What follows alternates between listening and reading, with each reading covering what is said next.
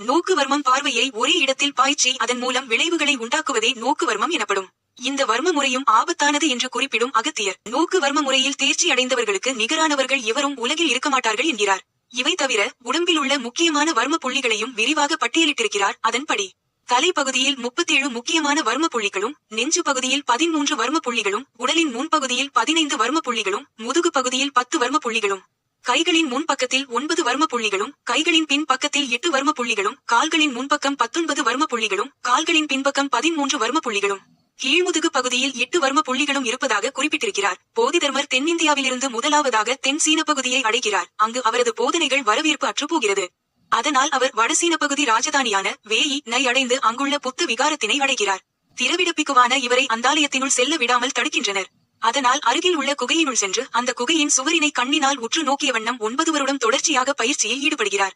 இந்த பயிற்சியின் போது கண்மூடுவதை தவிர்ப்பதற்காக தனது கண்ணிமைகளை வெட்டி எறிந்ததாகவும், அந்த இமைகள் நிலத்தின் மீது விழுந்தபோது உருவான தாவரம்தான் தேயிலை எனவும் அவரது வரலாற்று குறிப்புகள் கூறுகின்றன.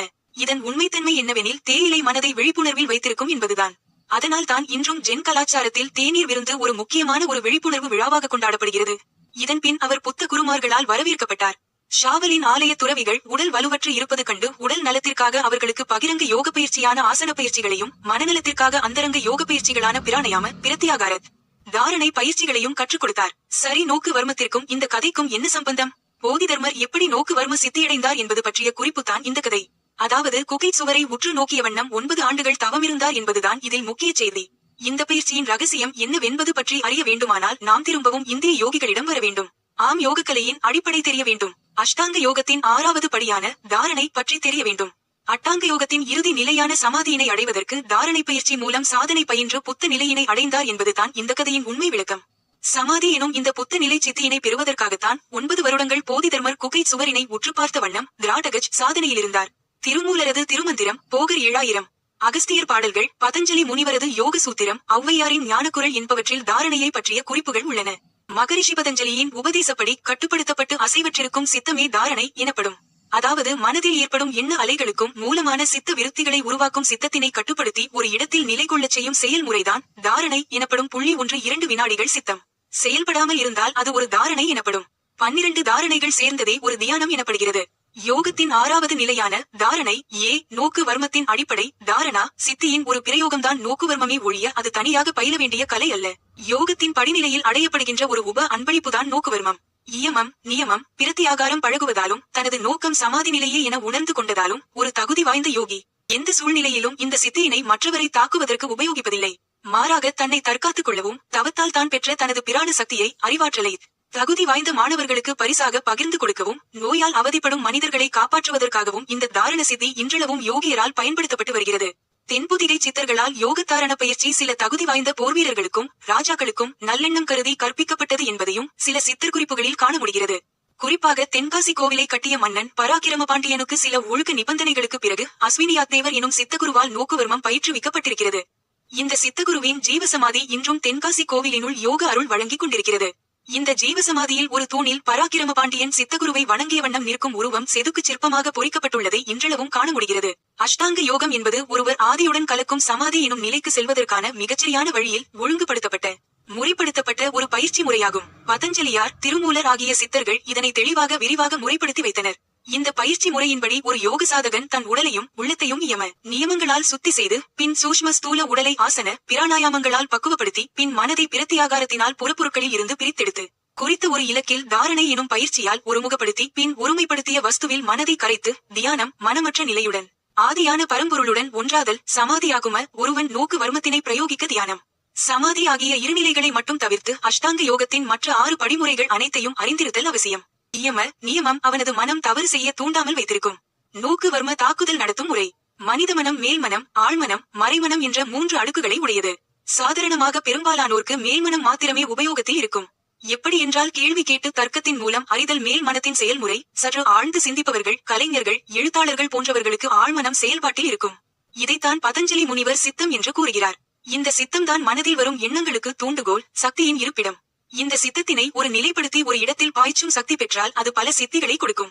இதனை பொதுவாக தாரணா சக்தி, ஏகாகிர சக்தி என கூறலாம். நோக்குவர்மத்தை பிரயோகப்படுத்த இதனை சாதிப்பதற்கு பிராண சக்தியும் அவசியம். அதற்கு பிராணாயாம பயிற்சி கட்டாயம் சித்தியாகி இருக்க வேண்டும். தாரணா சித்தியுடன் பிராண சக்தியும் கலக்கும் போது மட்டுமே நோக்குவர்மம் சாத்தியம். நோக்குவர்மத்தை சாதிப்பதற்கான பயிற்சி முறை யோகத்திராடகம் எனப்படும். இதனை அந்தர் அகத்திராடகம், பாஹ்ய புறத்திராடகம் என இருவகைப்படுத்தலாம். நோக்கு வர்மத்திற்கு தேவையானது புறத்திராடகம், அதாவது கண்களால் சித்த சக்தியினையும் பிராண சக்தியினையும் செலுத்தும் ஆற்றலை பெறுவது. இப்படி கண்களால் பிராண சித்த சக்திகளை செலுத்தும் ஆற்றலை பெற்ற ஒரு தகுதி வாய்ந்த யோகியே நோக்கு வர்மத்தினை பிரயோகப்படுத்த முடியும். திராடகம் என்ன என்பது பற்றி ஒரு நல்ல குருவிடம் பயிற்சி பெறுதலே சித்தியை தரும். முறையான பயிற்சி இல்லாமலும் தேர்ந்த வழிகாட்டுதல் இல்லாமலும் இதனை செய்தால் கண்கள் பழுதாகும் அபாயம் உண்டு. ஆதலால் இங்கு அதன் செயல்முறை பற்றி விளக்கம் தரவில்லை. முறையான திராடக பயிற்சியினால் மட்டுமே தாரணையில் திடம் பெறுவது சாத்தியம். பிராண சக்தி தமிழில் வாசி எனவும், சீன மொழியில் சி எனவும், ஜப்பானிய மொழியில் கி எனவும் அழைக்கப்படுகிறது. இது சுவாசத்தினால் பெறப்படும் ஆக்சிஜன் வாயுவல்ல. பிராணன் என்பது பிரபஞ்ச சக்தி. அதனது ஓட்டம் மூச்சுடன் தொடர்புடையதே அன்றி உட்சுவாசிக்கும் மூச்சு பிராணன் அல்ல. பிராணனை கட்டுப்படுத்தும் இலகுவான வழி மூச்சு பயிற்சியாகிய பிராணாயாமம். அதே வேளையில் பிராணனை கட்டுப்படுத்தும் வேறு பயிற்சி முறைகள் இருக்கிறதா என கேட்டால் மட்டைய சாதனைகளான மந்திரம், முத்திரைகள், சில வகையான மூலிகை மருந்துகள் போன்றவற்றாலும் பிராணனை கட்டுப்படுத்த முடியும். இந்த பிராணன் உடலில் உள்ள சூட்சும பஞ்சபூத குழிகளின் மூலமாக ஈர்க்கப்பட்டு பஞ்சபூத சங்கமம், பின் ஆறாதாரங்களில் சேமிக்கப்பட்டு நாத சங்கமம், பின் 70,000 நாடிகளின் வழியாக தச வாயுக்களாக பிராண சங்கமம் உடல் முழுவதும் பரவுகிறது. இந்த பிராண ஓட்டம் குறிப்பிட்ட நாழிகைகளுக்கு ஒருமுறை வெவ்வேறு நாடிகளில் மாறி ஓடும். அந்த ஓட்டத்தின் படியே உடலியக்கம், மனவியக்கம் என்பன ஆளப்படுகின்றன என்பதுவே சித்தர்களது யோக மருத்துவ சாஸ்திர அடிப்படை. சீன மருத்துவத்தின் அக்குப்ரெஷர், அக்குபஞ்சர் என்பவற்றின் அடிப்படையும் இதுவே. நோக்கு வர்மத்தில் ஒரு யோகி தன்னுடைய தாரணா சக்தியையும் பிராண சக்தியையும் ஒன்று திரட்டி தீட்சணிய பார்வை மூலமாக பிரிதொரு மனித உடம்பில் உள்ள 72,000 நாடிகளில் 3 விதங்களில் தாக்கத்தை உண்டாக்க முடியும். 1. நாடிகளில் அதிக பிராணனை உட்செலுத்துதல். 2. நாடிகளில் பிராண ஓட்டத்தினை தடைப்படுத்துதல். 3. நாடிகளில் உள்ள பிராணனை உறிஞ்சுதல். அதிக பிராணனை உட்செலுத்தும் இந்த முறை பாதிப்பில்லாதது. இதனால் பிராணனை செலுத்துபவரிடம் இருந்து வாங்குபவர் அதிக பிராணனை பெற்று அதனை தாங்க முடியாமல் மயங்கி நிலை குலைந்து போவர் அல்லது ஆரோக்கியம், அமைதி பெறுவார். பிராணனை செலுத்தும் யோகியின் நோக்கத்தினை பொறுத்து விளைவுகள் வேறுபடும். உயிர் போய்விடும் நிலையில் உள்ள ஒரு நோயாளியை கூட இந்த முறையினால் இன்னும் கொஞ்ச நாள் உயிருடன் வாழ வைக்க முடியும். அங்குலிமாலன் போன்ற மிகப்பெரிய கொலைகாரனை கூட புத்தபெருமான் அமைதியடைய செய்தது இந்த முறையினால்தான். பிராண ஓட்டத்தினை தடைப்படுத்தும் முறை ஆபத்தானது. மரணத்தினை ஏற்படுத்தவோ அல்லது பஞ்சபூத உள்ளுறுப்புகளை செயலிழக்க செய்யவோ வல்லது. மறுபடி சரியான நேரத்தில் பிராண சக்தி கொடுக்கப்படாவிட்டால் பாதிப்பு அதிகமாகும். பிராணனை உறிஞ்சும் முறை அதே ஆபத்தான முறை. இதனைத்தான் மெய்தீண்டாகாலம் என்பர். அதாவது மெய் உடலினை தீண்டாமல் பிரிதொரு மனிதனிடம் உள்ள பிராண சக்தியை யோகி கிரகித்துக் கொள்ளும் முறை. இதனை ஒரு பக்குவப்பட்ட யோகி செய்ய மாட்டார். உயிர் பிரிய முடியாமல் வலியினால் வேதனைப்படும் நோயாளிக்கு இந்த முறை பயன்பட்டதாக சித்தர் குறிப்புகள் காணப்படுகிறது. நோக்குவர்மா சாதனையில் சித்த சக்தியினையும் பிராண சக்தியினையும் செலுத்தும் சாதனமாக கண் விளங்குகிறது. எனவே கண்களை பலப்படுத்தும் பயிற்சிகளையும் சில மருத்துவ வழிமுறைகளையும் சாதகன் பின்பற்ற வேண்டியது அவசியமாகிறது. இவைதான் நோக்கு வர்மத்தின் அடிப்படை. நோக்குவர்ம பயிற்சியை குருவில்லாமல் கற்பது கற்பவர்களுக்கே ஆபத்தினை விளைவிக்க வல்லது. ஏனெனில் தமது உடலில் உள்ள பிராண ஓட்டத்தின் மூலம் மற்றவரை கட்டுப்படுத்தும் போது சரியான முறையில் அணுகவில்லையானால் தாக்க விளைபவரையே பாதிப்புறச் செய்யும். வள்ளல் பெருமான் தாரணை தவத்தாலேயே ஜோதியுடன் ஐக்கியமானார் என்பது குறிப்பிடத்தக்கது. பகவான் ஓஷோவின் வழியிலுள்ள சுரக்ஷா தியானமும் பிரம்மராஜகுமாரிகளின் ராஜயோக வழிமுறையும் தாரணத்திராடகாவை மையப்படுத்திய பயிற்சி முறைகளே. பார்வையை ஒரே இடத்தில் நிறுத்தி அதன் மூலம் விளைவுகளை உண்டாக்குவதே நோக்கு வர்மம் எனப்படும். இந்த வர்ம முறையை ஆபத்தானது என குறிப்பிடும் அகத்தியர், நோக்கு வர்மத்தில் தேர்ச்சி பெற்ற ஒருவருக்கு நிகரானவர்கள் உலகத்தில் எவரும் இருக்க மாட்டார்கள் என கூறியுள்ளார். ஆங்கிலத்தில் ஹிப்னாட்டிசம் என்பதையே தமிழில் நோக்கு வர்மம் என கூறுவார்கள். ஹிப்னாட்டிசம் ஒரு கடல். அதற்குள் முழுமையாக நீந்தி வந்தவர்கள் யாரும் கிடையாது. ஹிப்னாட்டிசத்தின் அடிப்படையை தெரிந்து கொண்டால் நாம் அதன் தாக்கத்தை புரிந்து கொள்ளலாம். பொதுவாக மனிதர்களிடம் உள்மனம், வெளிமனம் என 2 மனம் இருக்கின்றது. வெளிமனம் நம்முடைய அன்றாட செயல்களில் துணை புரிகின்றது. நம் அன்றாட வாழ்க்கையில் நடைபெறுகின்ற செயல்களை சேமித்து வைக்கின்றது. ஆனால் அது நீண்ட நாட்களுக்கு நிலைத்து வைத்திருக்காது. தனக்கு தேவையானதை தவிர மற்றதை காலப்போக்கில் மறந்துவிடும். வெளிமனம் என்று ஒன்று இருப்பதால் தான் நாம் நமது வாழ்க்கையில் நடந்த துக்கமான நிகழ்வுகளையும் அவமானங்களையும் மறந்து சகஜமாக வாழ முடிகின்றது. உள்மனம் அபார சக்தி வாய்ந்தது. பிரபஞ்ச சக்தியுடன் தொடர்புடையது. ஒருவருக்கு ஏதேனும் ஒரு விபத்தினால் பழைய ஞாபகங்கள் மறந்து போனாலும் பேசுகின்ற மொழி, எழுதுவது போன்றவை மறக்காது. ஏனெனில் அவை எல்லாம் உள்மனதில் பதிந்திருக்கும். உள்மனதின் ஆற்றல் இத்தோடு நிற்கவில்லை. நம்முடைய எண்ணங்கள் இந்த பிரபஞ்சத்தோடு தொடர்பு கொண்டது. நமது உள்மனதை நமது கட்டுப்பாட்டில் கொண்டு வருவதன் மூலம் நாமும் இந்த பிரபஞ்சத்தின் சக்தியை உள் வாங்கிக் கொள்கின்றோம். மேலும் நம்முடைய கட்டுப்பாட்டில் உள்ள உள்மன சக்தியின் மூலம் பிறருடைய மனதிலும் மாற்றத்தை கொண்டு வர முடியும். இதை அடிப்படையாக கொண்டுதான் 7ஆம் அறிவு படத்தில் முருகதாஸ் காட்டியுள்ளார். ஆனால் படத்தில் வருவது போல் பார்த்த வினாடியிலேயே அடுத்தவர் மனதை கட்டுப்படுத்துவதும் தான் பல வருடங்கள் கற்ற கலையை அடுத்தவர் மூலம் செயல்படுத்துவதும் படத்திற்காக புனையப்பட்டதே. ஹிப்னாட்டிசத்தில் ஒருவனுடைய வெளிமனதை உறங்க செய்து உள்மனதுடன் நேரடியாக தொடர்பு கொண்டு அவனது உள்மனதில் உள்ள விரும்பதகாத நினைவுகளை கலைந்து அவனது உள்மனதில் தன் நம்பிக்கையை வார்த்தைகளை விதைப்பதன் மூலம் அவனை தன்னம்பிக்கை மிகுந்த மனிதனாக மாற்றலாம். அதேபோல் அவனை தீவிரவாதியாகவும் தற்கொலை படையாகவும் கூட மாற்ற முடியும். ஹிப்னாட்டிசம் என்பது ஆழ்மனதை வசப்படுத்துவதுதான். ஆழ்மனதில் எதை மனிதன் நம்புகிறானோ அதுவே அவனுக்கு உண்மையாகிறது என்பதை பல விஞ்ஞான ஆராய்ச்சிகள் உறுதிப்படுத்துகின்றன. எர்னஸ்ட் ஹில்கார்டு 1970களில் செய்த சோதனை ஒன்றில் நன்றாக காது கேட்கும் சக்தி உள்ள ஒரு குருடனை ஹிப்னாட்டிசத்திற்கு உள்ளாக்கி உன் காதுகள் கேட்கும் சக்தியை இழந்துவிட்டன என்று அவன் ஆழ்மனதை நம்ப வைத்தார். பின் அவனிடம் கேட்ட எந்த கேள்விகளுக்கும் பதில் இல்லை. எத்தனை பெரிய சத்தத்தை உண்டாக்கினாலும் அவனிடம் எந்த பாதிப்பும் இல்லை. காதுக்கு அருகே ஏற்படுத்தப்பட்ட சத்தங்கள் கூட அவனை எதுவும் செய்யவில்லை.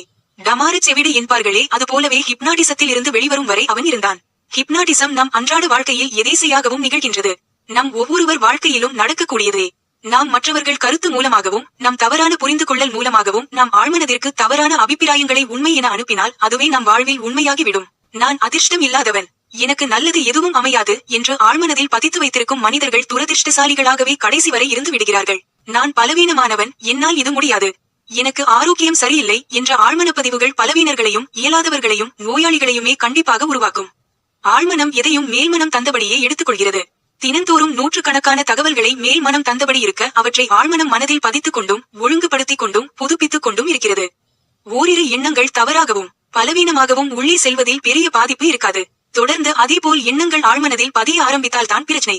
எனவே மேல்மனம் எடுத்து உள்ளே அனுப்பும் தகவல்களில் மிக கவனமாக இருங்கள். மேல்மனம் அனுப்பும் தகவல்கள் தொடர்ந்து பயம், பலவீனம், கவலை, தாழ்வு மனப்பான்மை கொண்ட எண்ணங்களாக இருந்தால் அவை பலப்பட்டு அப்படியே பதிவாகி அதை மெய்ப்பிக்கும் நிகழ்வுகளாக உங்கள் வாழ்வில் கண்டிப்பாக வரும். அதற்கு எதிர்மாறாக தைரியம், வலிமை, தன்னம்பிக்கை, மகிழ்ச்சி, உற்சாகம் போன்ற தகவல்களாக மேல்மனம் உள்ளே தொடர்ந்து அனுப்பினால் அதுவும் அப்படியே உங்கள் நிஜ வாழ்வில் பிரதிபலிக்கும் என்பது உறுதி. நம் ஆழ்மனதில் முன்பே ஆழமாக பதிந்துள்ள நமது ஒழுக்கத்திற்கோ நம்பிக்கைகளுக்கோ மதிப்பீடுகளுக்கோ எதிராக யாரும் நம்மை ஹிப்னாட்டிசம் மூலமாக செயல்படுத்திவிட முடியாது. ஆழ்மன சக்திகளுக்கு எதிரான பண்புகளோ நம்பிக்கைகளோ உங்கள் ஆழ்மனதில் இருக்கின்றனவா என்று நீங்கள் கணக்கெடுக்க வேண்டிய நேரம் இது. அப்படி இருந்தால் அதற்கு எதிர்மாறான பண்புகளையும் நம்பிக்கைகளையும் சிறிது சிறிதாக வளர்த்துக் கொள்ளுங்கள். அதற்கு தேவையான நூல்களை படியுங்கள். தேர்ச்சி பெற்ற அறிஞர்களின் அனுபவங்களை படியுங்கள். அவர்களது பேச்சுகளை கேளுங்கள். வெற்றியாளர்களுடன் தொடர்பு வையுங்கள். சிறிது சிறிதாக உங்கள் ஆழ்மனம் பழைய பதிவுகளை மாற்றி புதிய தகவல்களை பதித்துக் கொள்ளும். இந்த பதிவின் நோக்கமே ஆர்வம் உள்ள இளைஞர்கள் உண்மையினை உணர்ந்து விஞ்ஞான பார்வையுடன் இக்கலைகளை கற்க முற்பட வேண்டும்.